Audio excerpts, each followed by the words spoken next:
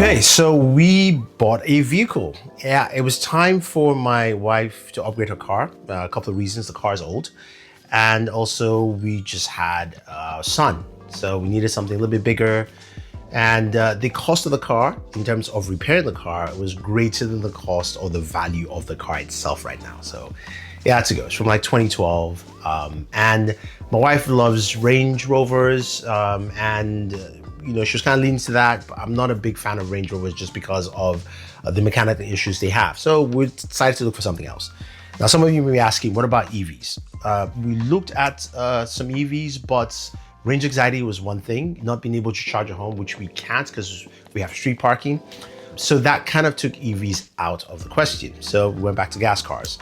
And we looked at a bunch of cars. I had my criteria, she had hers, of course it's her car. And we ended up with the Lexus GX 550. Now the GX 550 is a lovely looking car, but in a very different way. It's got this very like brawly look to it, which I like. My wife likes that look. The other car she does like is the Rivian R1S, which is a good looking car, also just kind of a little bit brawly, boxy shape in general. That boxy shape, I kind of like it with this car, you know, in just overall. So the GX 550 was a car we went with, and this is a gas powered car. And also it's a gas guzzler, which you see in as we just kind of go through the video.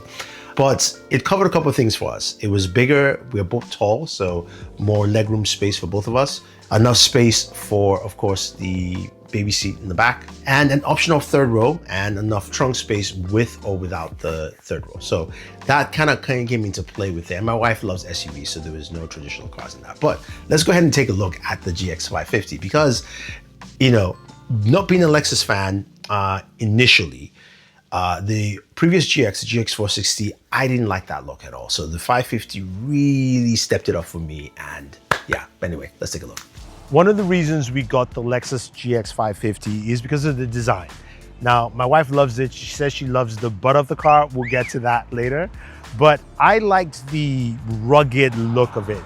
It reminded me of like an old school, like, you know, 1940s, maybe to 1970s Range Rover. Just that really rugged feel to it. So you've got angles everywhere around the car. Like the top flat roof is pretty nice.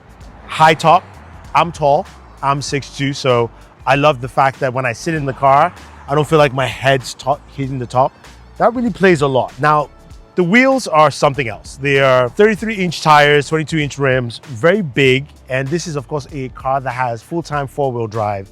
And of course, if you're going off-roading, you can, because this also has a body-on-frame chassis, which is fantastic.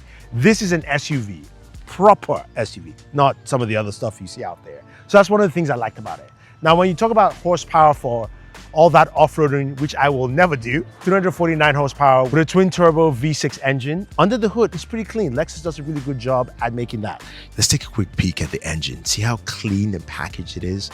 I love the fact that, you know, it's all covered. It's nice and neat, nothing crazy. All you have to do is just fill up your wiper fluid. Don't touch anything because you don't know what you're doing in here.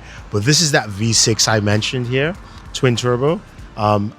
It's kind of interesting though, like I remember like my very first car, which was an Acura Integra, and we didn't have any of this plastic on top of the car, right? It was just like straight engine, do that stuff. And I get it keeps a cleaner look of the car, but you know, you also don't have access to the engine, which you shouldn't because it's a new car. So anyway, that's the engine. And let's go ahead and close this up. Got a nice big grille in the front, allowing a lot of air in to cool that engine over there. We've got some running daytime lights. We also have fog lights at the bottom as well. You've got a very flat window at the back of the car. Let's take a look at it. You get the idea here. And you've got a wiper. You've also have foot access to open up your trunk if you need to, which, you know, works out pretty easily. It feels just very rugged overall. Now, the spare tire, mind you, is actually underneath the car and not in the trunk in any form or fashion. And you've got quick access to the trunk by literally just doing that. And you can open it up. So that part is pretty cool, very basic. And I like the running brake lights. You know, it's telling you, to me, tells people, stop, don't come close. I'm in a Lexus, okay? relax. Nice design overall. I love the running guards on the side that allow you to step into the car. The gas tank is on the left-hand side here. And you can see the height of the car with the wheel, especially in the back here. A lot of clearance for you here. So if you're going off-roading, this is great.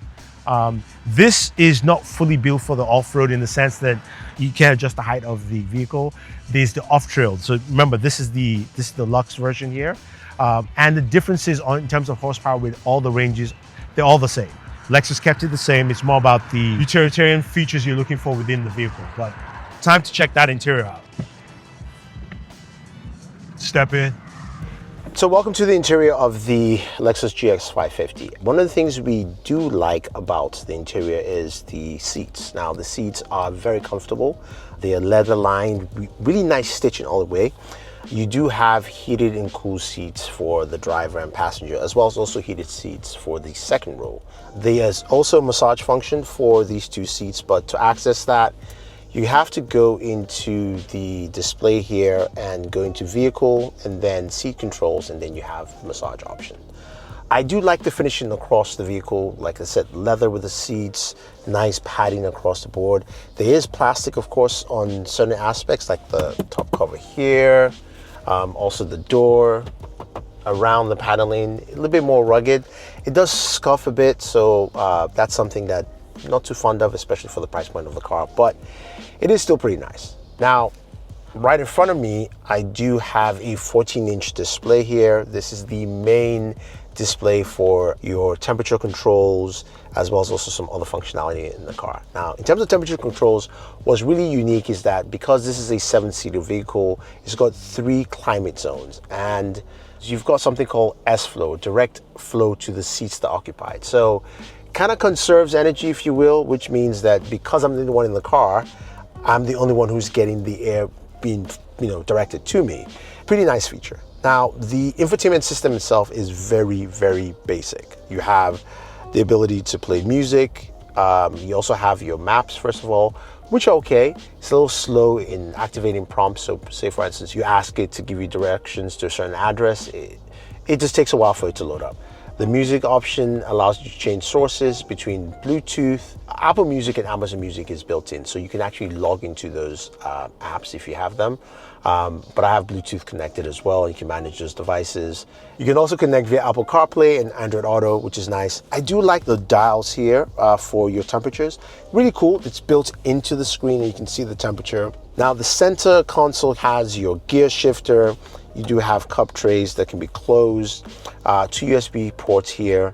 One is kind of like a data port as well, and then one is just purely charging. And then you've got your drive modes. Your drive modes, you can change the drive modes, and it shows up on your main display here, telling you to go in between. Your drive modes are custom, sports plus, sports, normal, comfort, and eco.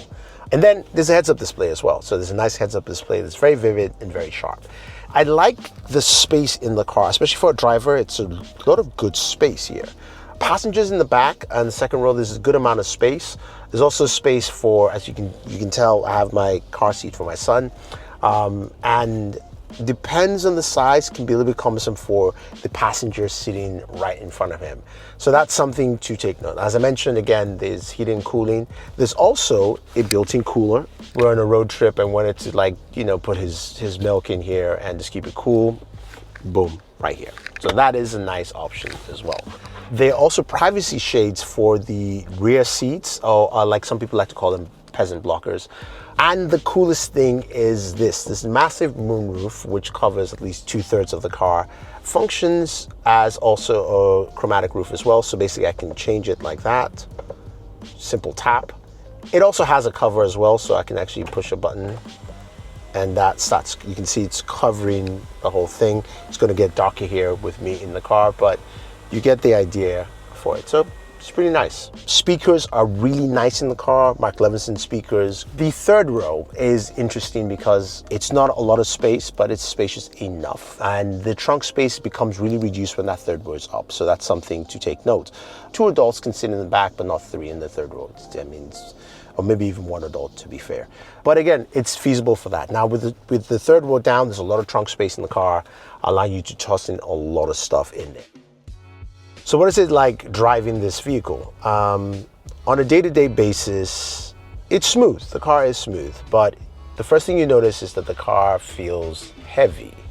You know, the car is usually on eco mode whenever you start it up, so it doesn't really use the full power of that V6 twin turbo. So it tends to sound like it's laboring a little bit, not much, but just a little bit, like from your feel on the gas pedal. But you can switch modes, and honestly, sports is really fast. It's nice. Sports Plus also really gives you a good kick. But the car feels good, comfortable, nice suspension. The only thing is I wish this car had air suspension, because the roads in New Jersey are filled with potholes everywhere, yes. So when you hit those, yeah, you feel it. You know, I wanted something that was less of that rocky jump, but that being said, though, it still feels really comfortable driving this car all around. I like the way the turning radius is, especially while parking. For a car of this size, it's really, really good turning radius while you're driving. Now, some of you ask, what about the cruise controls and like some of the self-driving features? You know, Toyota's not really known for that. You hear a lot of like Super Cruise, Blue Cruise, Tesla's FSD, all that stuff, Rivian. But with this car, it works, and sometimes it feels a little jittery, but it works well. I've used it a couple of times, and there's a lot of like driver features in terms of aiding you, where you hear beeps and sounds and things like that. There's also a driver awareness with a camera right in front on top of your steering wheel. So while you're driving, doesn't matter whether you are using some of the self-driving features, while you're driving, if it's covered or if you're looking away and you're on your phone, it's going to tell you that the driver's not paying attention. It starts beeping if you're doing it for a while, letting you know that you should pay attention to the road. And that will not, the prompt won't go away until you're looking at the road, which means the camera is seeing you look at the road, which is pretty cool. It's a nice feature to have, especially just for like the idea of you just keeping you safe on the road while you're driving. Now, I did drive this once in the snow because we bought this car at the beginning of the year. The always on four-wheel drive, phew, smooth. I mean, I just started the car, put on drive, and I just rolled out. No issues, no problems whatsoever. So I like that part. I think that works out pretty well. But what about driving on the highway? How does that feel like? So this is highway driving. I'm on Sports Plus. It corners pretty well. This is like a tight road here. It's a tight turn. And that V6 really comes to life. It's loud, non-apologetic. I like it. I like it. But that's not what this car is meant for. You're not meant to be zipping around left and right. But you can. You got enough power to do that. I gotta say, I do like driving this car. Feels, like I said, sometimes it feels a bit heavy, but still really good. Woo, look at that turn. There we go. Yeah, so the GX 550 has done us pretty well. I like the fact that it feels just really solid to drive around. It really feels like a truck, not like an SUV in a sense, but also feels comfortable at the same time. So there's a mixture of both worlds. Now, there are some things I would love to see in the car. I would love to see a camera in the car. And this is just because I have a child. So being able to look at the screen in front of me instead of using an extra monitor screen in the car is always golden, but I get it. It's not necessarily, but it's also pretty cool. I would love to see some improvements to the on-dash system, but I do like the fact that it offers Android Auto and Apple CarPlay, so it's fine for anyone who wants to use that. I think overall, like my genuine thoughts of the car, I've had it for a couple of months, is the fact that like it drives really well. It's great in the winter, especially in areas like this. You know, I live in the Northeast, and also it's just feels solid. It feels like it feels safe. I mean, I've got a little one in the back. It feels safe. That's what I like about the idea about the vehicle. I think would be pretty cool. So hopefully you guys will join me on the journey. I will give you an update on the car in a couple of months. I'll do a year. I'll continue a couple of years, see how it goes. But the pricing of the car, which I didn't talk about, starts about like around 68, goes all the way up depending on what you do with the SKUs. So we have the base SKU, we have the Luxury Plus, We have the Overtrail, which is the most expensive SKU. The one thing I do like is that the engine is the same across all. You know, sometimes a lot of brands will go in and go, you can get you can do certain things on different SKUs and stuff like that, which isn't the case here. And you're still getting the same Lexus quality, especially even with the interior across the board. So yeah, let me know what you think about this video. This is my first time doing something like this. So if you want to see more and more car videos like this, let me know.